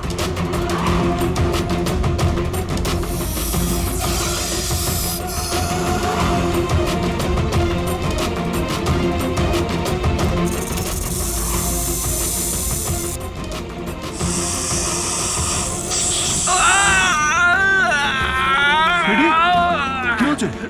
স্যার, আমাকে সাপে কামড়ে দিয়েছে। এক মিনিট নড়ো না। নড়ো না, লম্বা লম্বা শ্বাস নাও। অ্যাম্বুলেন্সকে ফোন করেছো না? স্যার, এই পালা। হ্যাঁ, এ কি?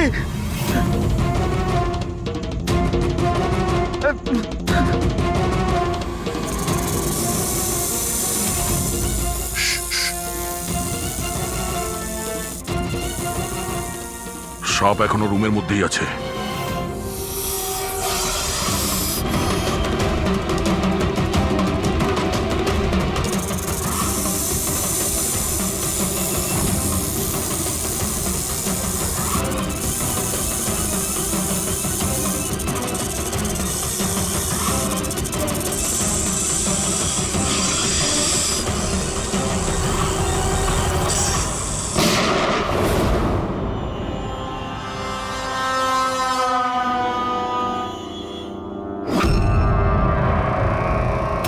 মেটালের টুকরো?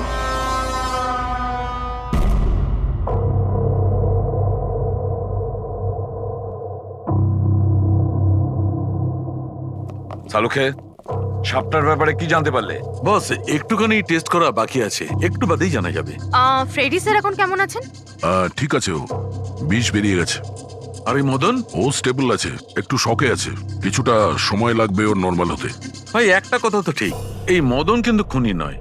হ্যাঁ, খুনি তো অন্য কেউ, কিন্তু তার কোনো না কোনো কানেকশন আছে মদন আর প্রপার্টি ডিলিং এর সঙ্গে। আর ওই সাপের চামড়া যেটা পঙ্কজ পেয়েছিল, সেই খোলসটা বিশেষভাবে বানানো হয়েছে 10টা আলাদা আলাদা সাপের খোলসকে ব্যবহার করে। আর ওই সাপের দাঁত যেটা এক্সরেতে দেখাচ্ছিল, পুরোবে ওই দাঁতটা আসলে সাপের দাঁতই নয়, ওটা মানুষের দাঁত। আরে, আগে তো আপনি বলেছিলেন যে... আমি বলেছিলাম, কিন্তু তখন আমি জানতাম না একজন মানুষের এরকম বিশেষ ধরনের অসুখ আছে। এই অসুখটার নাম হচ্ছে হাইপোহাইক্রটিক একটোডার্মান ডিসপ্লেসিয়া। এই রোগে মানুষের নাক, কান, চুল, চামড়া এইসব অদ্ভুতভাবে বিকৃত হয়ে যায়, যেমন এই লোকটার ক্ষেত্রে হয়েছে। তার মানে এই কেসে সাপের কোনো ভূমিকা নেই? না স্যার, এটা খুবই একটা রেয়ার ডিজিজ। সারা বিশ্বে মাত্র 30 থেকে 40 জন আছে যাদের এই রোগটা হয়েছে। আর আমরা হসপিটাল থেকে এরকম একজন লোকের খবর পেয়েছি যার এই অসুখ আছে। অ্যাড্রেস কি এর?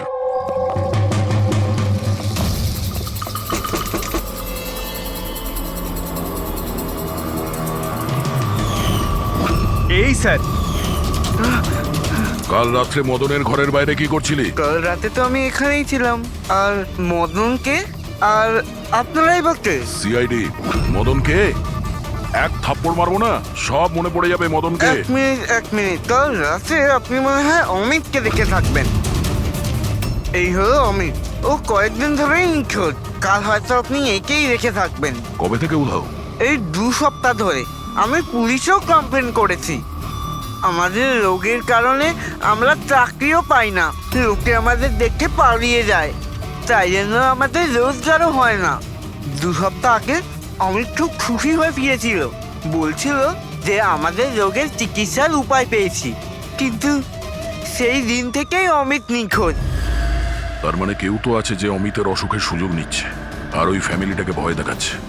ওর রোগ ঠিক করার জন্য ওকে এখান থেকে নিয়ে গেছে স্যার। কারেক্ট। আর যেই ওর সঙ্গে এই ব্যাপারে চুক্তি করেছে ও নিশ্চয়ই কোনো ডাক্তার হবে। হ্যাঁ স্যার, ওদের পুরো বংশই তো ডাক্তার। ওদের নিজেদের হসপিটালও আছে, যে কেউ করতে পারে এটা।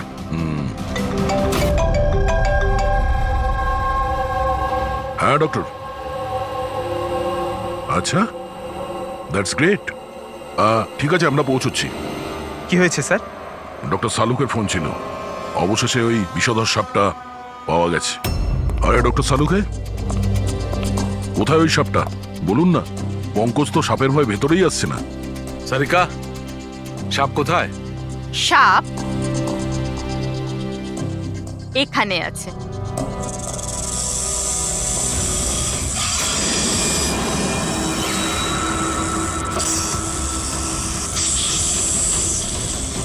আরে বাহ, এটা কি বস? এটা রোবোটিক স্নেক। ওই যে মেটালের টুকরোটা পাওয়া গেছিল, আমি তখনই বুঝতে পেরেছিলাম যে খুনি এই ধরনের কিছু জিনিসের ব্যবহার করছে। এই রকমই সাপ বানিয়েছে রোবোটিক স্নেক। আর এই রোবোটিক স্নেকে ক্যামেরা লাগানো আছে আর একটা ডিভাইস লাগানো আছে যেটা যে কাউকে বিষ ইনজেক্ট করতে পারে। আর এর জন্য কোনো ছোট গর্ত দিয়ে যাওয়া কোনো বড় ব্যাপার নয়। তবে এরকম রোবোটিক জিনিস তো ওই ডাক্তাররাও ব্যবহার করেন অপারেশনের জন্য। আর এগুলো হসপিটালে খুব সহজেই পাওয়া যায়। আচ্ছা, খুনি কি এইসবে ব্যবহার করেছে এই সাপ বানানোর জন্য? হ্যাঁ দা, কিন্তু রোবোটিক যন্ত্রের রিমোটের রেঞ্জটা খুবই কম হয়, কিন্তু টেকনিকটা এটাই ব্যবহার করেছে। এটার তো একটাই মানে দাঁড়ায় অভিজিৎ, যে এই মেটালের সাপটা অপারেট করেছে সে নিশ্চয়ই অফিস কিংবা সুইমিং পুলের আশেপাশে ছিল। স্যার, আমার তো মনে হচ্ছে যে এটা কোনো চেনা লোকেরই কাজ হবে, হয়তো পরিবার।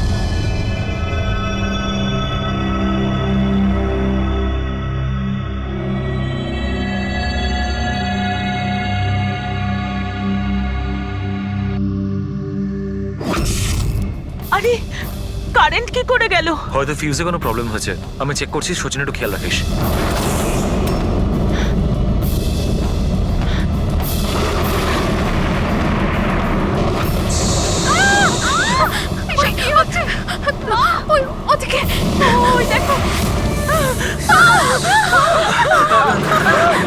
হে ভগবান, আমার আয়ুষকে রক্ষা করো সাপের আত্মার থেকে।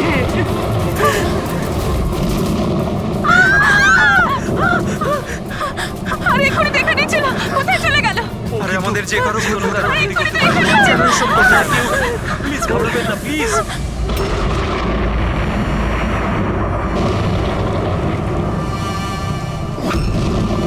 তুমি এখানে কি করছো? আমি তোমাকে অন্য বাড়িতে থাকতে বলেছিলাম তো। উত্তর দাও অমিত। অমিত নয়, অখিল। অমিত আমার ভাই, আমরা যমজ ভাই। যমজ? আচ্ছা দেখো, আমরা এই যা কিছু করছি তাতে তোমার পরিবার উপকৃত হবে। কিসের উপকার? যা নিরীহ মানুষের রক্তে রাঙানো। কে? তাই তো আয়ুষ? আপনারা? এটা আমাদের প্ল্যান ছিল, আসল সাপকে গর্ত থেকে বের করে আনার জন্য। হয়তো তুমি ভুলে গেছো আয়ুষ, অমিতের কোনো যমজ ভাই আছে। আর অবশেষে তুমি আমাদের জালে ধরা পড়লে। আমাদেরকে ধরা অতটা সহজ নয় এসিপি।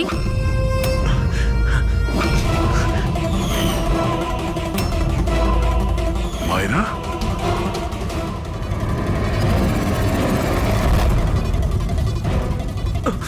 মীনাক্ষী দেবীকে তো আমরা বাঁচিয়ে নেব, কিন্তু তোমাদের দুজনকে সিআইডির হাত থেকে কে বাঁচাবে? হ্যাঁ, জুয়ার অভ্যেস হয়েছিল আমার, কোটি কোটি টাকার দেনা হয়ে গেছিল।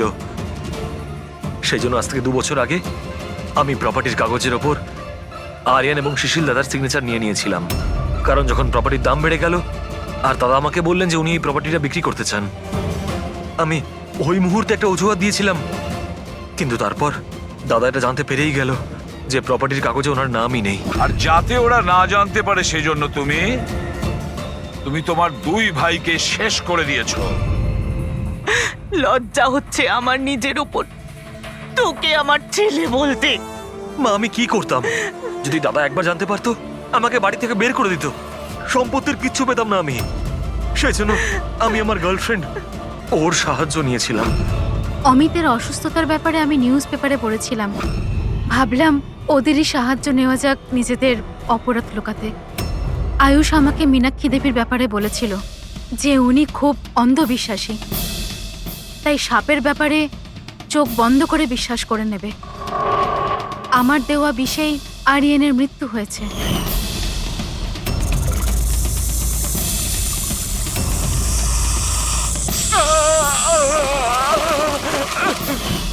শিশিরের মৃত্যুর সময়ও আমি অফিসে লুকিয়ে পড়েছিলাম। সেই গর্ত দিয়েই আমি সাপ পাঠিয়েছিলাম শিশিরকে ছোবল মারার জন্য। অমিতের এ ব্যাপারে কোনো দোষ নেই, ওকে তো আমরা কাউন্সেলিং এ পাঠিয়ে দেবো, একটা নতুন জীবন শুরু করবে। কিন্তু তোমরা দুজন, আয়ুষ আর মায়রা, যে অপরাধের রাস্তায় চলছিলে না, সেই রাস্তা শেষ হয় ফাঁসির দড়িতেই।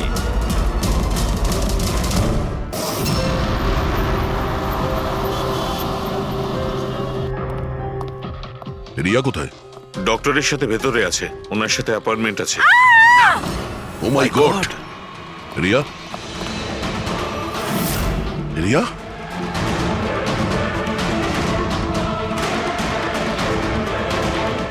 She is dead.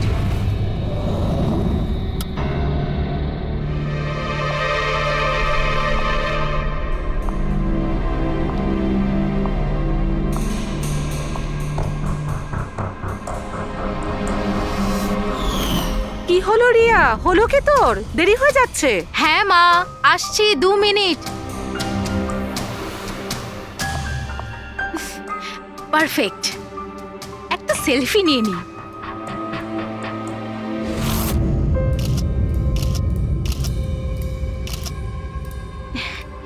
Yes, best pick.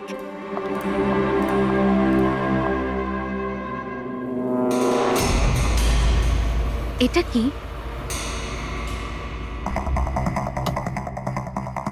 এই গিফটটা তাও আবার আমার নামে?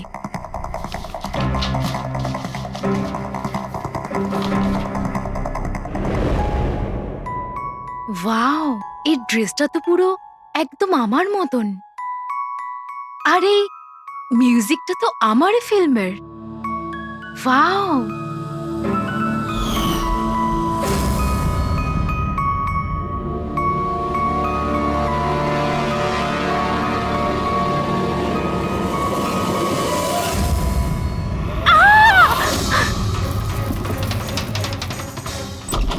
দিদি, কি হয়েছে? কি হলো? কি হয়েছে?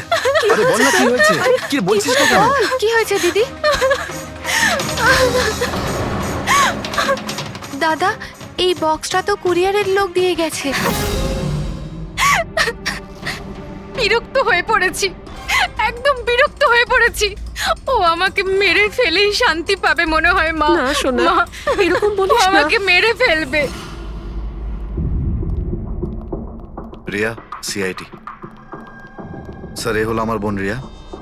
Hello sir. ইনি হলেন মিস্টার গিরিশ, খুব বড় একজন প্রডিউসার। Hello sir. আর ইনি হলেন মিস্টার অভয়, একজন নামী ডিরেক্টর। Hi, sir. আর এই হলো স্যান্ডি, রিয়ার ম্যানেজার। হ্যালো। ইনি হলেন আমার মা, আর ও আমার ছোট বোন অনন্যা। এটা রিয়ার বডিগার্ড বিঘ্নেশ। বডিগার্ড? তুমি থাকতে এসব কি করে হচ্ছে? এক্স্যাক্টলি, আমিও বুঝতে পারছি না। ব্যাস একবার শুধু আমার হাতে পড়ুক, আমি তাকে শেষ করে ছাড়বো। এখন আমরা যখন এসে গেছি তখন আমরাই ওকে শেষ করে দেবো। আচ্ছা, একটু ওই পুতুলটা দেখান। পিকেএস কুরিয়ার সার্ভিস থেকে এসছে sir. You are next. Riya, এসব ঘটনা কবে থেকে চলছে? অনেকদিন ধরে স্যার। আপনি? 3 সপ্তাহ আগে উনি পুলিশের রিপোর্ট লিখিয়েছিলেন স্যার। আমি মহেশ, ক্রাইম ব্রাঞ্চ। কেসটায় কোনো প্রগ্রেস হয়েছে? তেমন কিছু না স্যার। এ যেই হোক ভীষণ চালাক, তাই খুব সহজে ধরা যায় না স্যার। আসবে, অবশ্যই আসবে, শুধু একটা সুযোগ চাই। রিয়া, এসব কতদিন ধরে চলছে? স্যার অ্যাকচুয়ালি এটা 6 মাস ধরে চলছে।